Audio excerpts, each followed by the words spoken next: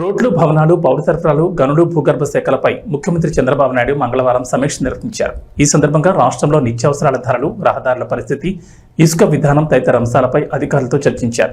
గనుల శాఖ ఉన్నతాధికారులతో జరిపిన సమీక్షలో ప్రస్తుతం రాష్ట్రంలో ఇసుక పాలసీపై ఆరా తీశారు.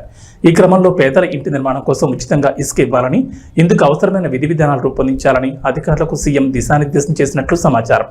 గతంలో టీడీపీ హయాంలో ఇసుక విధానం వల్ల పేదలకు ఎలాంటి మేలు జరిగింది, వైఎస్ జగన్ పాలనలో తీసుకొచ్చిన ఇసుక అమ్మకాల విధానం ఎలా ఉంది, ఎవరికి ప్రయోజనం లభించింది, ప్రభుత్వానికి ఏ మేరకు నష్టం జరిగింది, పేదలు, గృహ నిర్మాణ రంగానికి జరిగిన మొత్తం నష్టంపై అంచనా వేయాలని చంద్రబాబు ఆదేశించారు.